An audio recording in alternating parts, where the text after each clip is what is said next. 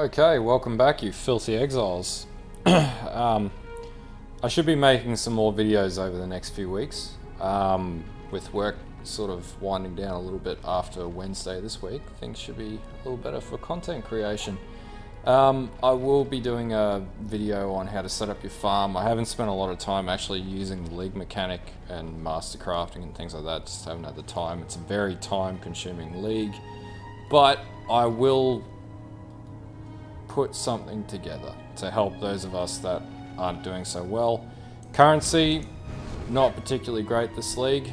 As you can see, I have diddly fuck all currency this league, but that's basically because I'm investing it. I've played like 7 characters, I'm investing it. But anyway, that's not what we're talking about today. We are talking about this Spectre that I have been slowly building up, and I think I did a progress video a couple weeks ago. So we're going to do another video today, and I'm going to talk you through the further changes, i.e. the biggest change of all, which is we're now using redemption sentries. Let's turn that sound down.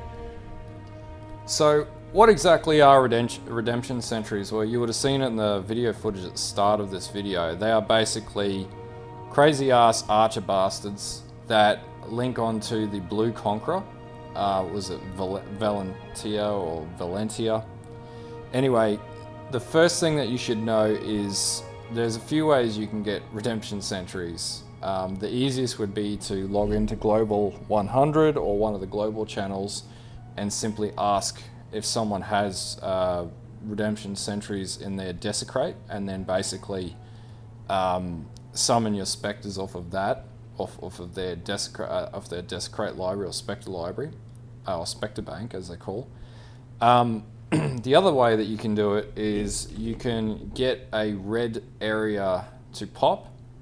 I didn't even realize that. I probably should put those in the sockets so that my maps spawn. Let's do that now while we think about it. So the other way is, like with these areas, you can get them to spawn in the blue areas in particular. Now, it's not a guaranteed that those enemies are going to spawn. Redemption sentries are going to spawn in those areas, but you know, if they do, then you'll be able to cast on them. In my case, I had a buddy of mine had redemption sentries because he's running a Spectre build as well, and so I leached off his redemption sentries, and I got to say, compared to slave drivers have some crazy single target damage, and in the PoB it'll say slave drivers. But for the sake of this, these are crazy. Like, yeah, there is a switch out required for this particular minion, but I'll get into that shortly. So anyway, that's pretty much how you get redemption sentries, number one. Now, how do you kit them out? What gem links do you use? Well, the gem links you're going to use, and this will be in the PoB. For some reason, or redemption sentries haven't been included in path of building yet. So it'll say slave drivers, but in actuality, it'll be redemption sentries, which is what this is built around. So you're going to run your raised Spectre.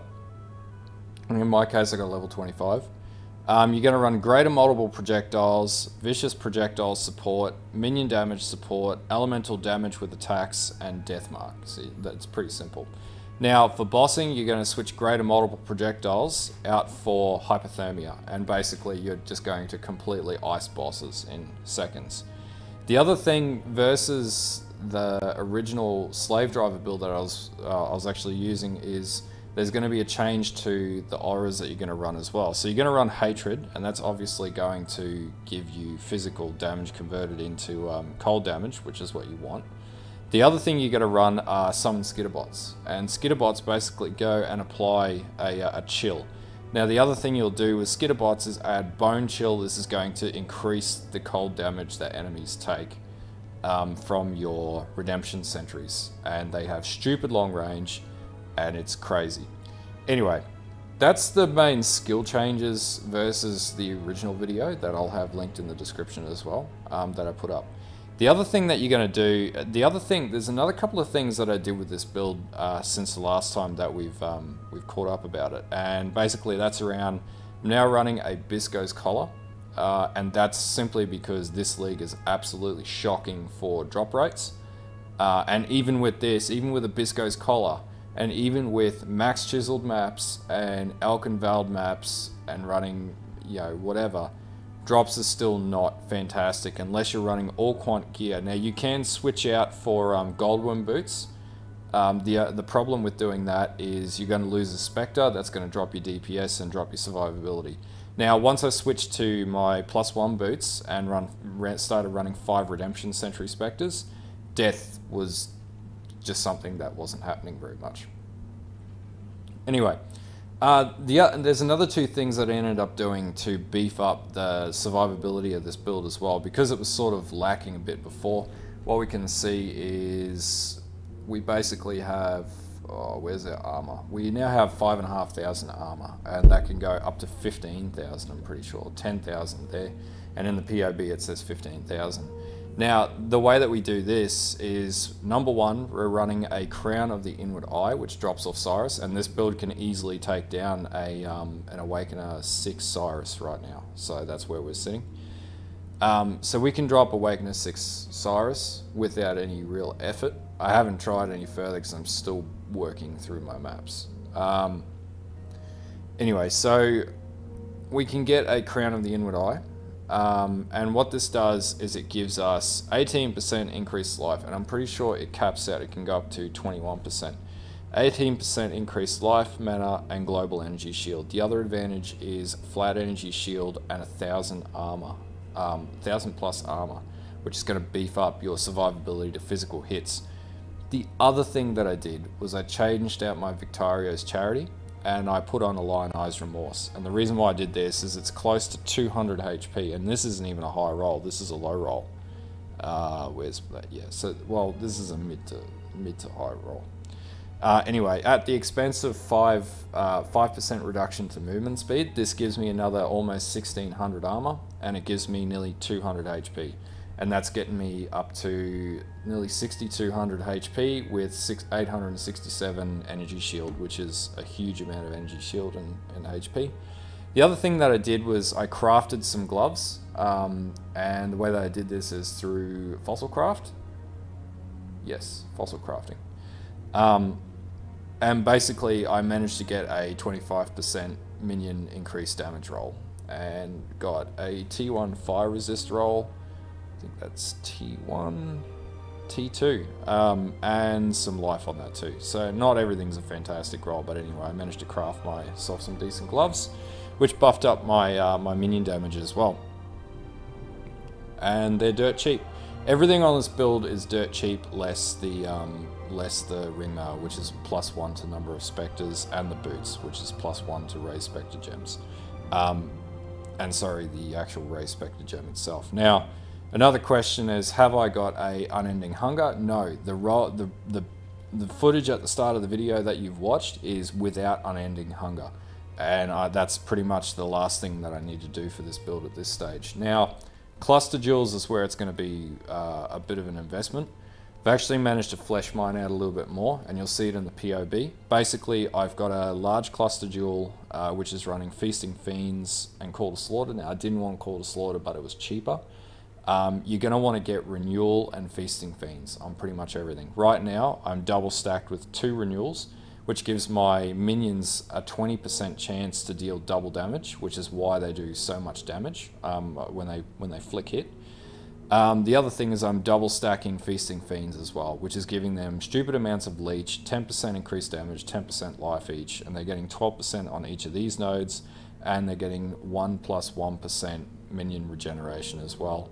And I'm running a Surging Vitality. Now the goal is to basically change this out for another 4 socket like this, and these are about 65 chaos, and then run another Surging Vitality, which is going to give me more HP, more life regeneration. It's going to give my minions more damage, and it's also going to give my minions a huge leech buff as well. That's pretty much all there is to this build. Now, there's some stupid limitations on this build, such as we have a complete lack of dexterity built into our gear. So I've had to, unfortunately, waste, what's that, 1, 2, 3, 5 points on rolling dex nodes, which is a real pain in the ass. This could be achieved by, you know, better jewels and whatnot. Outside of that, that's all there really is to this build right now. Now the POB will be in the description below. I hope it works this time because they haven't been working for some reason. But anyway, this is in essence as complicated as it gets. Now for the jewels, I'm basically just running Ghastly Eyes, and I've just crafted these Ghastly Eyes with any minion and health rolls and any resist and whatnot. Now with these minions, I'll want to get rid of this jewel here in particular. This is where my unending hunger is going to go. And then this one here is just some chaos damage, movement speed for minions. Basically you just want to focus on minion attack speed, minion attack damage, life and minion movement speed. And that's going to make your Spectres faster. And that's pretty much it. That's as complicated as this build gets right now. If anyone's got any questions about how you do this, please ask away and I will help. I think I've had a few people message me about what they need to do or whatnot. One of the other questions that people ask me about using the slave drivers in particular is mana reservation reduction, and the way that you do that is through this node here, sovereignty. So you pick up the aura of effect if you're using slave drivers, and you'll pick up sovereignty, and that allows you to run 50% reservation auras because it's going to reduce the 50% of each of those auras by 6% a piece. And that's going to make them possible to run 2 auras at the same time. Or, sorry, I should say total aggregate reservation of 6% of both of those auras combined, which is how I was doing that before, if anyone's interested, and anyone who's asked that question is watching this video. Outside of that, that's pretty much it. So yeah. I will do an official build guide once I do get my unending hunger jewel, and once I get this completed as well, and I'm happy with it. So I'll do a full build guide then. This is just a progress guide to basically go, this is where I'm up to. I hope you enjoyed the footage at the start. Yeah. Anyway, until the next video, and I'm going to do some bestiary chancing as well, bestiary crafting, so there'll be another video coming up in the next day with that. And that'll just, I've basically banked all of my beasties, as Einhard would say. So yeah, I'm going to be doing that to see if maybe a bloody headhunter or a mark of the Brotherhood drops, so then I can make an easy mirror. Anyway, until next time, bye.